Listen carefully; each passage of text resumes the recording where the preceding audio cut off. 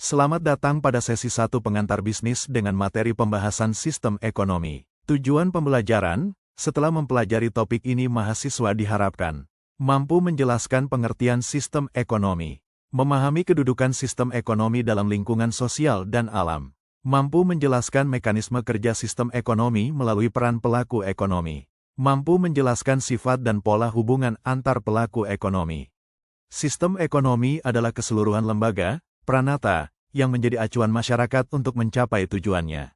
Sistem ekonomi adalah sekelompok institusi ekonomi atau organisasi yang digunakan untuk mengelola sumber daya langka demi memenuhi kebutuhan manusia. Menurut Theodore Morgan, sistem ekonomi adalah bagian dari institusi dan ide-ide ekonomi, sosial, dan politik. Sistem ekonomi dan ideologi. Ideologi tertentu akan melahirkan sistem ekonomi tertentu. Contoh, sistem ekonomi Pancasila lahir dari bangsa Indonesia, bukan diciptakan oleh satu individu. Sistem ekonomi secara umum dapat dibagi menjadi 3, kapitalis dan sosialis. Sistem ekonomi campuran, yang menggabungkan elemen dari keduanya. Macam-macam sistem ekonomi. 1. Sistem ekonomi liberal kapitalis.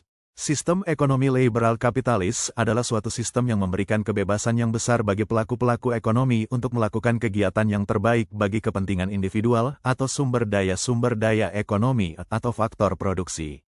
Secara garis besar, ciri-ciri ekonomi liberal kapitalis adalah sebagai berikut. A. Adanya pengakuan yang luas terhadap hak pribadi. B. Praktek perekonomian diatur menurut mekanisme pasar. C. Praktek perekonomian digerakkan oleh motif keuntungan, profil motive. Sistem ekonomi pasar dikemukakan oleh Adam Smith yang dimuat dalam bukunya yang berjudul An Inquiry into the Nature and Causes of the Wealth of Nations. Ciri sistem ekonomi pasar adalah sebagai berikut. A. Setiap individu bebas memiliki barang dan alat-alat produksi. B. Kegiatan ekonomi di semua sektor dilakukan oleh pihak swasta. C. Pemerintah tidak ikut campur tangan dalam kegiatan ekonomi. D. Modal memegang peranan penting dalam kegiatan ekonomi. E. Setiap orang diberi kebebasan dalam memakai barang dan jasa. F. Semua kegiatan ekonomi didorong oleh prinsip laba. Berlakunya persaingan secara bebas. Kebaikan sistem ekonomi pasar adalah A. Adanya persaingan mendorong manusia atau individu untuk terus maju dan bertindak secara efektif dan efisien. B. Tiap-tiap individu bebas memilih pekerjaan yang disukai sesuai dengan minat dan bakatnya. C. Produksi didasarkan atas kebutuhan masyarakat. D. Kebebasan memilih alat-alat produksi dan modal.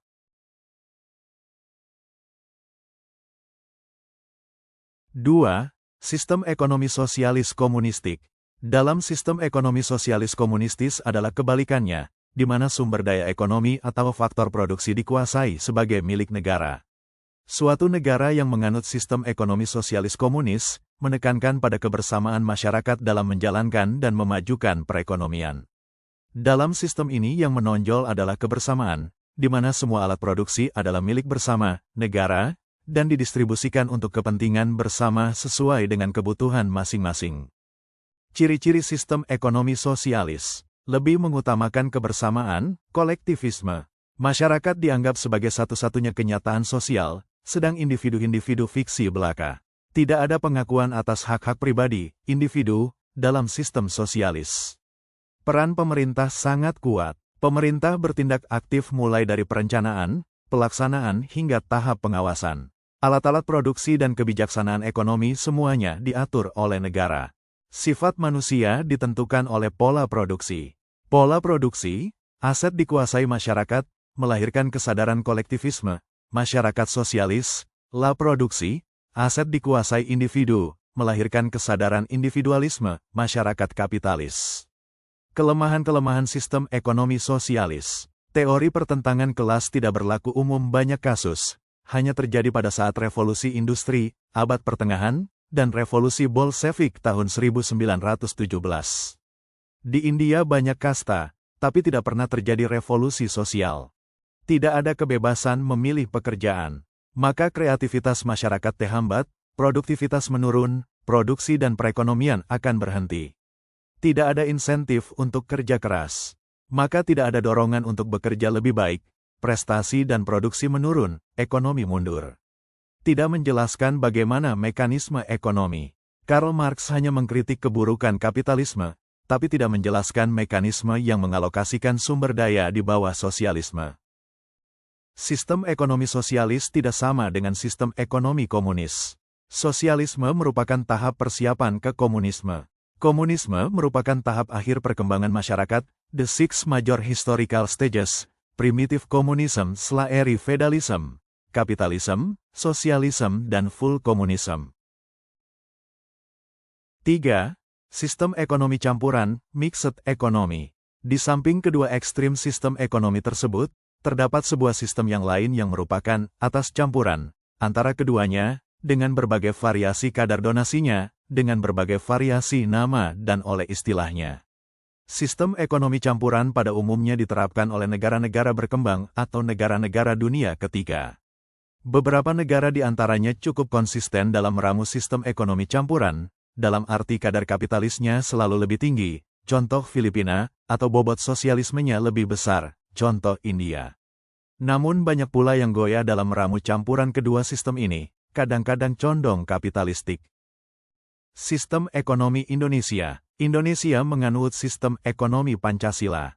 Sistem ekonomi Pancasila memiliki 4 ciri yang menonjol, yaitu, yang menguasai hajat hidup orang banyak adalah negara, pemerintah. Contoh hajat hidup orang banyak yakni seperti air, bahan bakar minyak, BBM, pertambangan, hasil bumi, dan lain sebagainya. Peran negara adalah penting namun tidak dominan, dan begitu juga dengan peranan pihak swasta yang posisinya penting namun tidak mendominasi. Sehingga tidak terjadi kondisi sistem ekonomi liberal maupun sistem ekonomi komando. Kedua pihak yakni pemerintah dan swasta hidup beriringan, berdampingan secara damai dan saling mendukung. 3. Masyarakat adalah bagian yang penting di mana kegiatan produksi dilakukan oleh semua untuk semua serta dipimpin dan diawasi oleh anggota masyarakat. 4. Modal ataupun buruh tidak mendominasi perekonomian karena didasari atas asas kekeluargaan antar sesama manusia.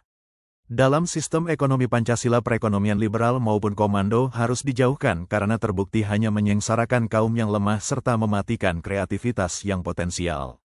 Persaingan usaha pun harus selalu terus-menerus diawasi pemerintah agar tidak merugikan pihak-pihak yang berkaitan.